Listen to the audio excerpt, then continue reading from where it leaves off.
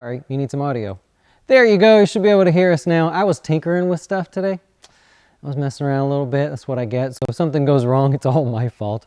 Welcome to the Closing Beat. I'm Dustin Tibbetts. JazzWealth.com is the company we run here. We're financial advisors, and we manage retirement accounts. SEC fiduciary registered financial advisors. If you find you need help from a financial advisor or want the assistance of one, we manage the investments for you.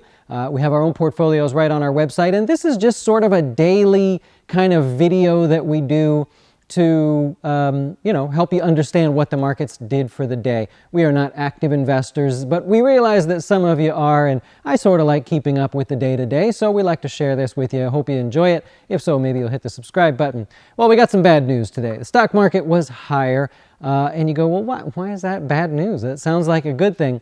It's because of how it did it, right? So if you're looking on a screen off to the left there, you got the Dow higher 157 points, makes for a good headline. It was higher by 300. S&P higher by 0.5 percentage. It was higher by over 1%. Nasdaq higher by 1%. It was higher, it was better. So what really happens here is you get a sell-off into the close that is kind of continuing after hours, at least a little bit. So I really don't like the way today finished. Although it started great, we had that broad-based rally that we talked about yesterday, or at least the start of it. I'm not a fan of how it finished today. So we'll go over it, of course, as we go. We talked about the markets there. New highs on the list. Stocks making new yearly highs. That sort of helps you understand that it was a broad-based rally today. You got new highs in utilities, new highs in energy, which we didn't see before, new highs in biotech, new highs in tech, new highs in real estate investment trusts. So more of a group of stocks trying to push to new highs. Usually not a bad thing, but if you look through the same list, you go, all these stocks mostly hit new highs and then started to fade off of those highs. You don't really want to see that. So although we did get the broad-based rally today, we did have the banks, we did have everything participating, for the most part, I don't like it. I'm still skeptical on this one. It seems like people are put in the title of today's show. The market was higher, but the bears seem to still remain in control. It's kind of like a sell on any pop rather than buy any dip that the markets get. It's a little bit different than what we've kind of been used to seeing, where when the markets had fallen, people scooped it up and at least played it for the short term. I don't see that right now. So nonetheless, let's go over to the charts here. We'll take a look, see if I did this correctly. All right, I didn't mess up everything today. Okay, so on the screen you see the S&P 500. Look, if you're one of our customers, I know a lot of you have asked for the candlesticks class lately. That's great. We've done 3 of them. Happy to share them with you. Just go over the basics of how to understand these things. Look, you look at what happened today. Here's the S&P 500. It started off great. Everything looked like it was going to be good, and like we said, it faded back into the close. That leads you to believe that the bears are not done yet.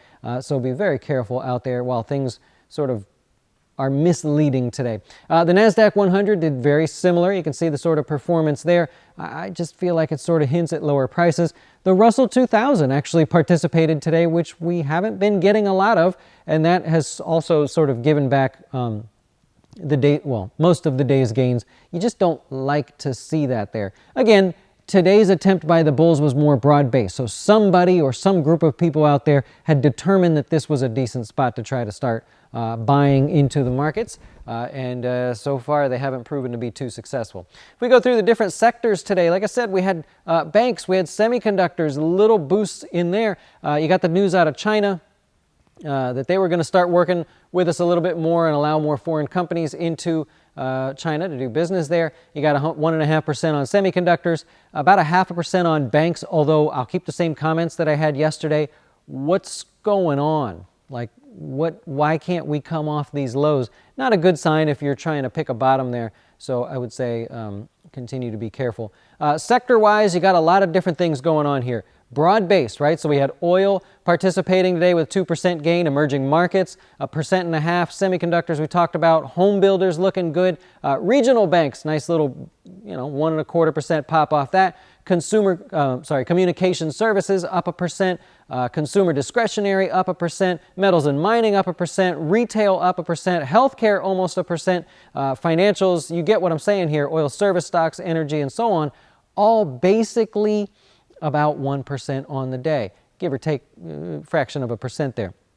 And so when you dig through this stuff, you go, Okay, what's the big deal? Why can't we get anything done? FANG names, if you follow the FANG names, they did okay today. Facebook trying to break out of its downtrend. Not the way you want to see it break out of the downtrend, though. So every time we mention a positive, or you see on TV there's a positive, notice how there's now a little bit of a negative there. So yes, Facebook breaking out of the downtrend today. Decent volume, not anything to write home about. Decent volume, but then it kind of came back. You want to see something break out of a downtrend and then hold at the highs. So whatever the high of the day is, you want to see the price finish somewhere near that. And again, you want to have good news on things like Facebook. It's just not there. So we're not quite there yet. Stock-specific news that is actually pretty good. You got Twitter. We mentioned this yesterday as quietly sort of rallying off the lows there. Twitter hit 4-month highs today.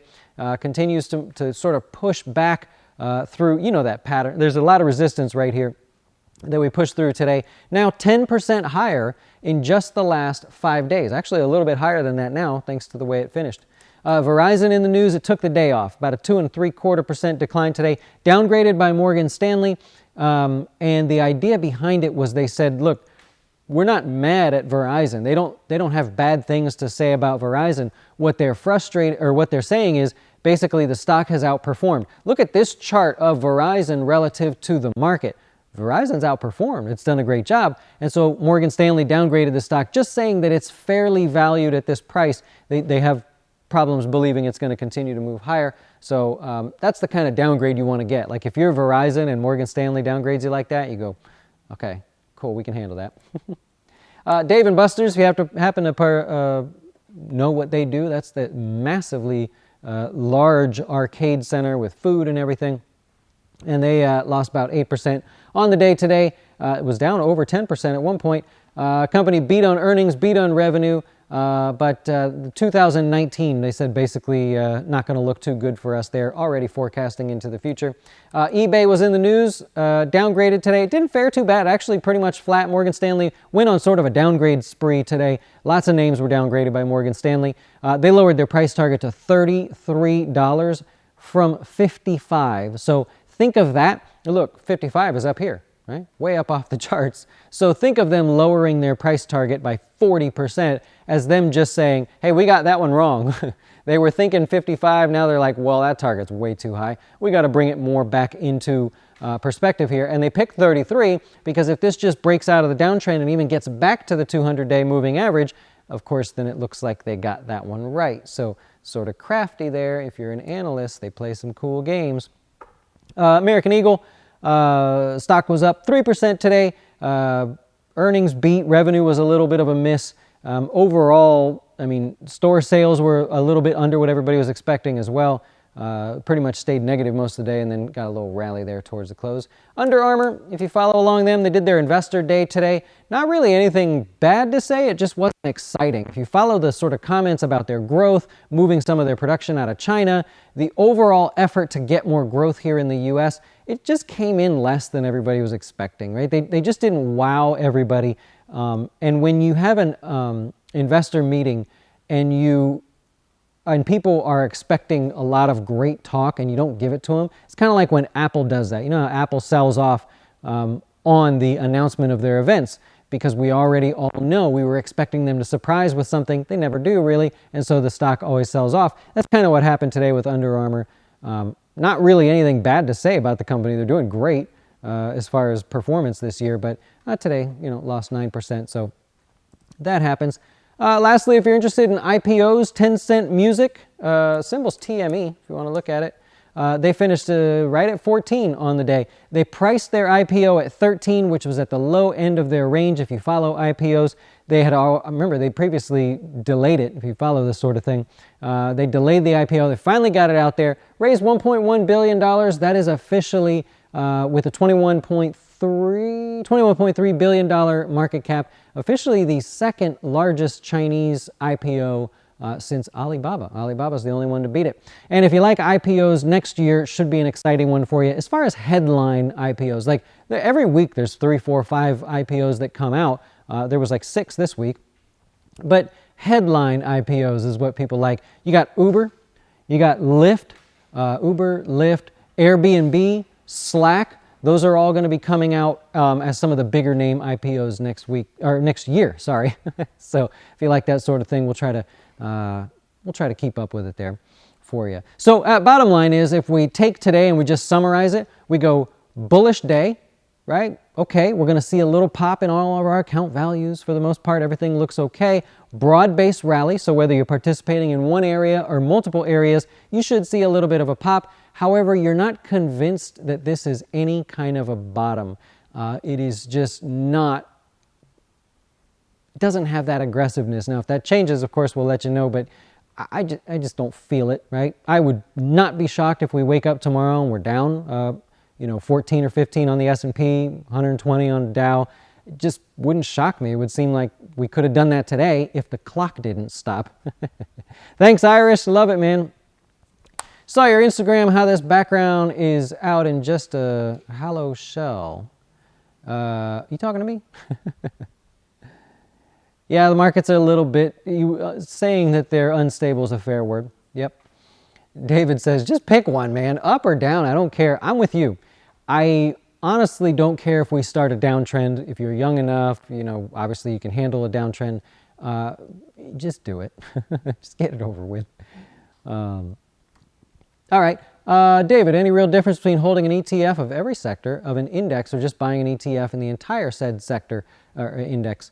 Probably just efficiency. Some people won't. Some people will do the sort of spread out over many ETFs. They're so cheap these days, and you don't actually pay for them directly, if that helps in any way, that you can spread out pretty easily. One of the things that we're going to start doing so New Year for me is like a time to just go crazy and come up with a bunch of new stuff. One of the things we're going to do is some really, really in-depth comparisons. I get a lot of questions from people that go, I have this mutual fund. Would I be better off in something else? And how do I know that I'll be better off? I like figuring that stuff out. So I want to show you the correlation between a mutual fund and the best ETF that you can buy relative to the goal of the mutual fund, the cost, the performance, all that stuff. It's all data that we keep. It's all stuff that we love geeking out on. So know that a lot more is coming. I'm not sure I answered your question, though. Sorry about that. Jaron, prediction for oil, just like the stock market. Okay, so stock market here, I know I just made it sound sort of negative. We're essentially marking time. If you've ever been in marching band, you're a drum corps fan, then you know that there's such a thing as marking time, where you're essentially just keeping time, marching in place. You're not moving anywhere, but you're doing what you need to do, playing the song, doing whatever it is you're practicing or whatever, while you just stand in place and keep the beat with your feet. That's essentially what the market's doing. Just marking time here at the lows. And that's actually a good thing if it continues. If volatility compresses and the market stays near these lows, well, it doesn't bode well for a future bull rally, but at least it offsets all the decline. It gives people a reason to think, well, hey, maybe there's some time to buy something. Maybe there's a bounce in oil coming. Maybe there's a reason I could buy financials now. And when the markets get quiet, people get to go back to doing research. When the markets are volatile, think about there was 158 hedge funds that went bankrupt in the last quarter. So gone. Think about what happened. They had to call clients. They were talking to everybody. People were calling in going, hey, what's happening? Things like that. They don't get to focus on research. Well, when the market volatility compresses a little bit, that's when you see rebalancing in some of the mutual funds or announcements from some of the pension funds. CalSTRS, for some reason, has been all over the news. I don't know what their deal is.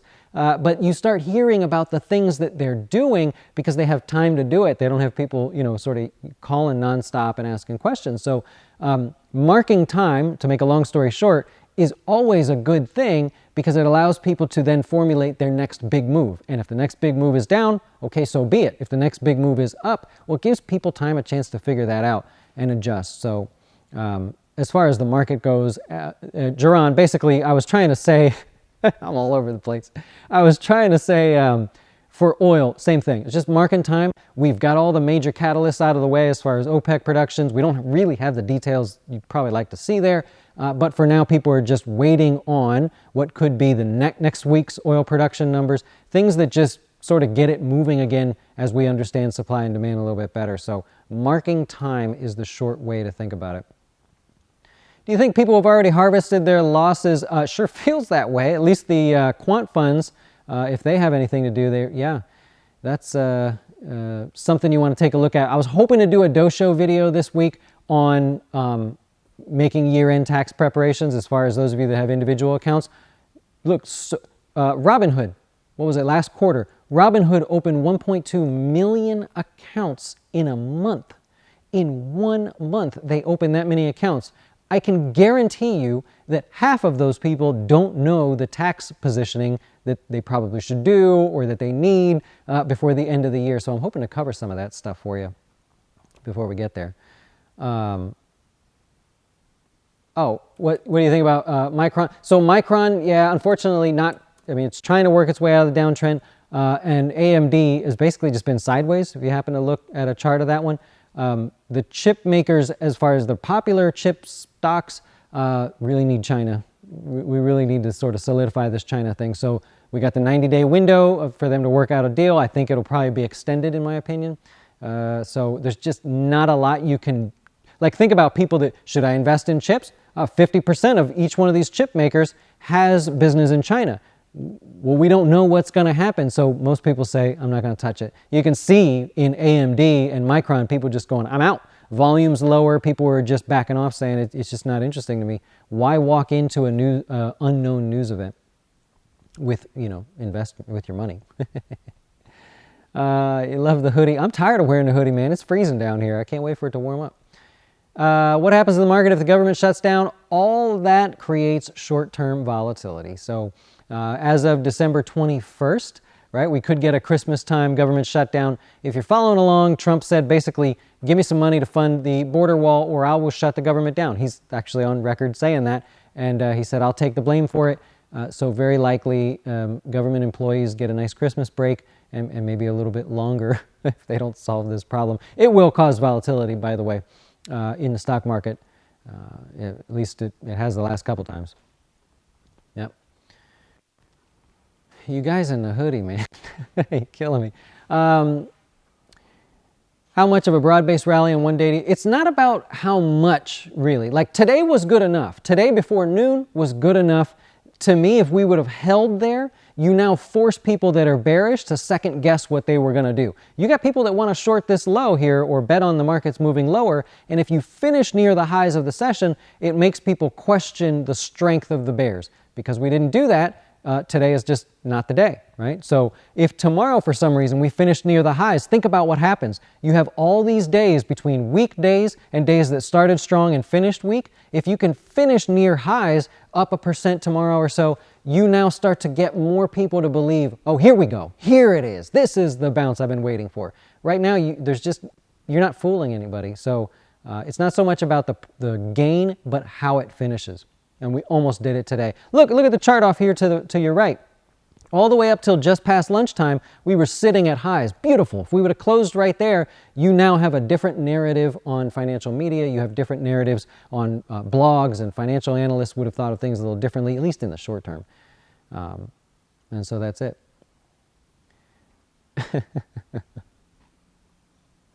When do companies decide to do a stock split or reverse split or it's company specific. A lot of times if you're trying to get listed somewhere, that's something, it's like a game that you play. If you're trying to get the attention of funds, if your company's growing rapidly, it comes up. There's been a lot of them in this last quarter, I'll give you that. There's been a lot of adjustments we've had to make because of that.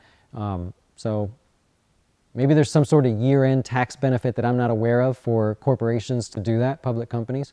I don't think so, though. Okay, well, that's all I got for you. I went a little longer probably than I should have, but I hope you guys enjoy it. Sounds like, do a class on the taxes for the Robinhood accounts. They're all individual accounts, so there's a lot going on there, but we'll try to cover that by the end of the week if possible, if not going into next week.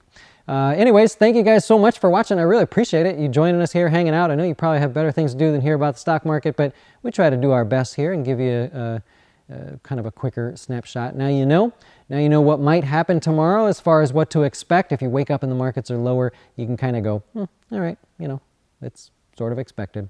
In the meantime, I wish you guys a good night. Enjoy, and we'll talk to you tomorrow. Why should you choose Jazz Wealth as your retirement or long-term investing service? Our portfolios are managed by us, not some faceless mutual fund manager.